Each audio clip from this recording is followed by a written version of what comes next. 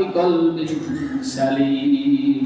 কিয়ামতের দিন আল্লাহ পাক বলেন, তোমার ধন সম্পদ, সন্তান সন্ততি কোনো কিছু আমি আল্লাহ গ্রহণ করব না। একটি জিনিস গ্রহণ করব যেটা আল্লাহ পাক দিয়েছেন আপনাকে, ইল্লা মান আতাল্লাহা বিকলবিন সালিম। যে কলবের মধ্যে মিথ্যা নাই, যে কলবের মধ্যে ছুরি নাই, যে কলবের মধ্যে ঘুষ নাই, যে কলবের মধ্যে সুদ নাই, যে কলবের মধ্যে জুলুম নাই, যে কলবের মধ্যে হারাম নাই, যে কলব কারো ক্ষতি করে নাই, যে কলবের মধ্যে খারাপ চিন্তা আসে নাই, এরকম পরিশুদ্ধ আত্মা, পরিশুদ্ধ কলবটা আল্লাহ পাক গ্রহণ করবেন। এই ছাড়া আল্লাহ আর কিছু গ্রহণ করবেন না। সুবহানাল্লাহ। কথা বোঝা যাচ্ছে? বোঝা যায় কথা? যাদের সুস্থ দিল, এটা আল্লাহ পাক গ্রহণ করবেন সেদিন। আর সুস্থ দিল, যে বলতে সুস্থ, এই দিলটার কাছে কোরআন তেলাওয়াত ভালো লাগবে, ওয়াজ নসিহত ভালো লাগবে, সালাত ভালো লাগবে, সত্য কথা ভালো লাগবে, হালাল ভালো লাগবে, হারাম খারাপ লাগবে। অর্থাৎ সর্বোপরি তার কাছে সর্বাপেক্ষা প্রিয় হবে মহান রব্বুল আলামিন। বলে সুবহানাল্লাহ। আল্লাহ এবং রাসূল তার কাছে সবচেয়ে বেশি প্রিয় থাকবে। যাদের দিলটা অসুস্থ, তাদের ব্যাপারে আল্লাহ পাক বলছেন, তাদের দিলের মধ্যে রোগ ধরেছে। ফি কুলুবিহিম মারাদুন ফাযাদাহুমুল্লাহু মারাদা। আল্লাহ পাক বলেন, তাদের দিলে এক রোগ ছিল, তাদের আচার আচরণে কাজকর্ম মোটা বসায় আল্লাহ এই রোগটাকে আরো বাড়াই দিয়েছেন। অসুস্থ হয়ে যার সে ব্যক্তি নামাজের সময় সামনের কাতারে এসে দাঁড়ায়, সুন্দর সুন্দর পতাকা লাগাতে দাঁড়ায়, কিন্তু সুদি কারবার করে, ঠিক না? বুঝতে হবে অসুস্থ দিল। আবার অসুস্থ দিল যার, সুদ ভালো লাগে, ঘুষ ভালো লাগে, জেনা ব্যভিচার ভালো লাগে, অশ্লীলতা ভালো লাগে, কোরআন তেলাওয়াত ভালো লাগে, গান ভালো লাগে, বুঝতে হবে তার দিলের মধ্যে রোগ ধরেছে, তার দিলের মধ্যে রোগ ধরেছে। যদি কোন ব্যক্তিকে ভাই এই যে সাপে কামড়ালে, সাপের বিষ নামায় যারা, তাদের কি বলে? সাপ। এখন মনে করেন এটা উদাহরণ এখানে এসেছে যে একজনের রাতে অন্ধকারে সাপে কামড় দিয়েছে। এখন কি সাপে কামড়াছে, যারা কামড়াছে সেও দেখে নাই, অন্যরাও দেখে নাই। এখন আপনি যখন তাকে বিষ নামাইতে আনবেন, সে কেউ বুঝবে। এখানে উদাহরণ দিয়েছেন যে ওই সাপের ব্যক্তিটি, ওই লোকটার জিহ্বার মধ্যে প্রচন্ড জাল বলা মরিচ আর লবণ দিয়ে দিন। এই লোকটা যদি বলে যে জাল লাগে, লবণাক্ত লাগে, তাহলে বোঝা যাচ্ছে তাকে বিষধর সাপে কামড়ায় নাই। যদি বলে যে পানি পেরে লাগে, তাহলে বিষধর সাপে কামড়াইছে। ঠিক অসুস্থ দিনওয়ালা ব্যক্তিকে সবচেয়ে বড় বিষধর সাপ হচ্ছে শয়তান। শয়তান তাকে গ্রাস করে ফেলেছে, কামড় দিয়েছে, এজন্য তার কাছে সব সমান হয়ে গেছে। তার কাছে সব সমান হয়ে গেছে। নামাজ পাইবে, আবার যাত্রা প্যান্ডেলও পাওয়া যাবে, আবার মিথ্যা কথা পাওয়া যাবে, অবৈধ কাজকর্ম পাওয়া যাবে। এগুলি সামাজিকতা, অনেকগুলি দেখা যায়, এগুলি সামাজিকতা গুলো করতে হয়।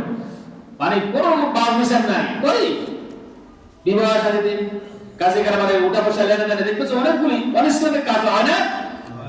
কিন্তু আপনি যদি যারা এই অনিসলামিক কাজগুলো করতেছেন, পড়াইতেছেন, তারা কিন্তু অনেক সময় দেখা গেছে এই অনেক বুঝো মানুষ যদি বলেন আসলে এটা আসলে শরীয়ত সমর্থন করে না, ইসলাম সমর্থন করে না, কোরআন সমর্থন করে না, এটা তো ভালো না, বলবে এটা সামাজিকতা, সামাজিক আগে করে এসেছে, আপনাদের আমরা করব, এরকম বলে না? তার মানে তার দিলে রোগ হচ্ছে, ওই রোগটা বেড়ে দিচ্ছে। আল্লাহ পাক বলেন, মানুষ বেঁচে আছে,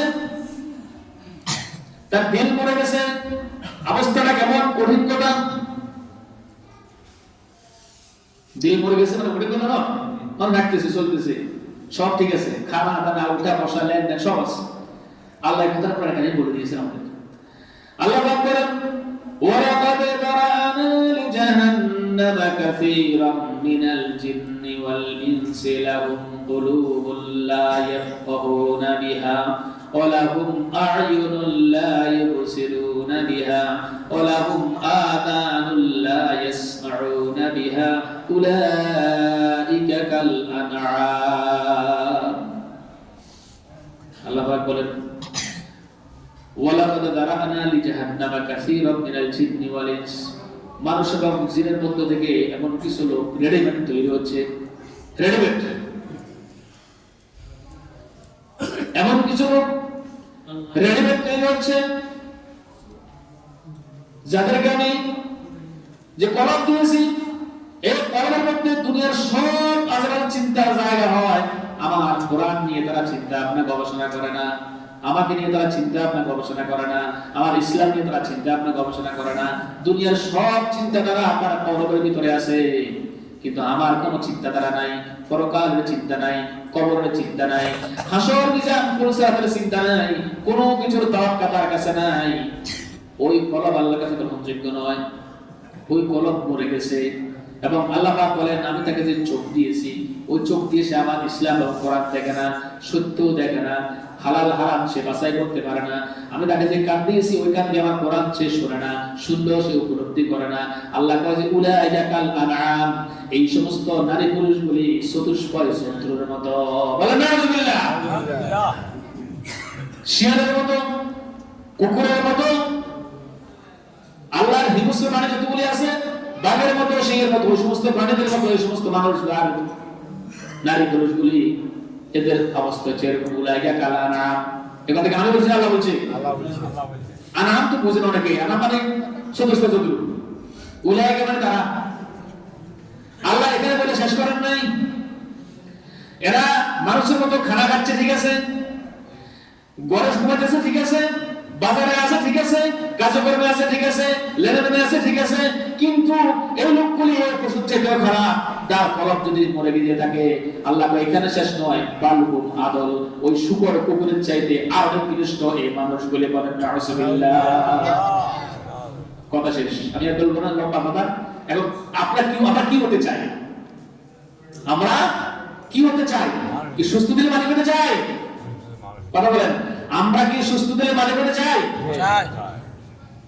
তাহলে এই রজব মাস পরিশুদ্ধ করেন, তওবা করেন, ইস্তেগফার করেন, ফিরে আসেন, আল্লাহর রাসূল মেরাজে যাই। আমরা যেগুলো করি, এগুলো আনছেন আমাদের জন্য না, তো আমরা এগুলো করি কেন? তো রজব আসলে আমরা শুধু যাই, আমরা মেরাজের আলোচনা শুনবো, রাসূল মেরাজে কিভাবে গেছেন, কিভাবে আসছেন, মুসাফিরের বাবা সাক্ষাৎ হয়েছে, নামাজ ওয়াক্ত আনছে, ওয়াক্ত রায় আছে, কি হলো, এগুলো হলো, এগুলো শোনাতে শেষ না।